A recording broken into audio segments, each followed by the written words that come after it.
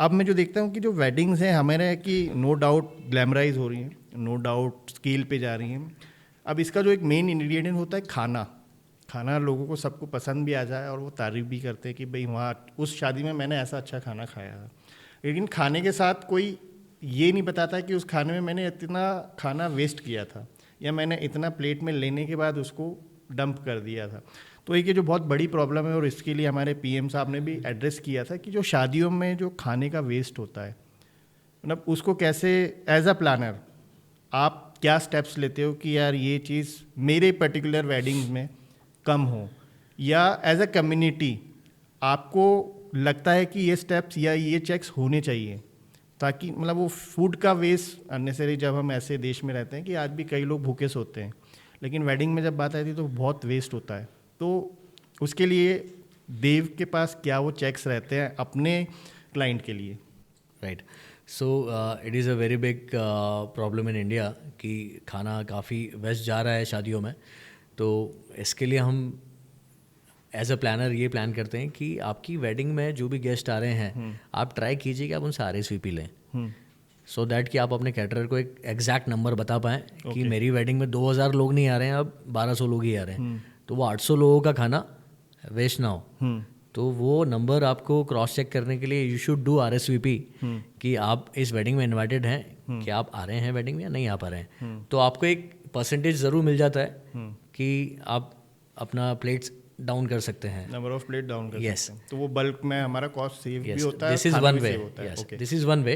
और उसके अलावा यदि आपका फिर भी खाना वेस्ट हो रहा है तो you should come up go with some organisations जो कि फूड को लेके और कहीं बांट रहे हैं या उसको अलग तरीके से कहीं यूज़ कर रहे हैं। तो वो इंदौर में जैसे रॉबिन हुड करके एक एसोसिएशन है, एक ऑर्गेनाइजेशन है जो इस टाइप के फूड को लेती है। तो ये हमको करना चाहिए। पर्टिकुलरली जैसे आपने बताया 15-20 हज़ार वेडिंग होती हैं, पर मुझे नहीं लगता इंदौर में इतनी स्केल में ऐसे ऑर्गेनाइजेशन या ग्रुप होंगे जो उस बचे हुए खाने को ले पाते होंगे। बिल्कुल नहीं है। तो मतलब मेरा बस सोचना ऐसा है कि जब हम कोई चीज़ ऑर्गेनाइज कर रहे हैं तो एक हमारा भी रिस्पॉन्सिबिलिटी होती है कि हम कुछ चेक रखें उस चीज़ पे। तो मैं ये आपको भी सजेस्ट कर रहा हूँ कि आप भी इसमें कुछ एक इनोवेशन लाइए, या कि कैसे इस चीज़ को हम अवेयरनेस को, जब वेडिंग होती है बाकायदा हम हर चीज़ का लिख ही रहे हैं, हर चीज़ को डाल रहे हैं, मेन्यू में भी डाल रहे हैं या हर चीज़ में, तो इसको भी अब वो कैसे वे आउट हो सकता है कि जब हम इनवाइट कर रहे हैं तो उसके साथ एक कार्ड और अटैच कर दें कि भाई we need to save food. Right, तो एक वो एक मैसेज भी जाएगा। तो उसके लिए मतलब ये मेरा सजेशन है जो मैं देखता हूँ एज अ पर्सन कि ये चीज़ होनी चाहिए।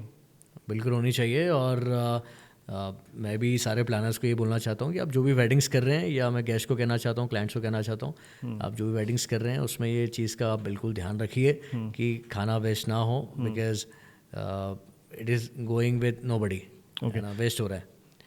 तो अब जैसे आप इतना पूरा हमारा एक कन्वर्सेशन हुआ और सब कुछ वेडिंग के अराउंड ही हुआ, तो अब तो मुझे पक्का समझ में आ गया कि एक इंडस्ट्री बन चुकी है। राइट। और आप जैसे वेडिंग प्लानर्स भी हैं। अब होता है ना कि हर इंडस्ट्री जब ग्रो करती है तो कई और लोग उस इंडस्ट्री के पार्ट बनना चाहते हैं, जैसे आप वेडिंग प्लानर हैं, कई और बनना भी चाह रहे होंगे। तो अगर इसको कोई ऐसा कैरियर लेना चाहता है तो इसका कोई इंस्टीट्यूट है या कोई प्रोसेस है? जैसे हर चीज़ का होता है कुछ ना कुछ एक वे आउट होता है कि यार इस इंडस्ट्री में आने का ये एक रास्ता है। तो अगर किसी को वेडिंग प्लानर बनना है तो क्या वो राइट प्रोसेस होगा?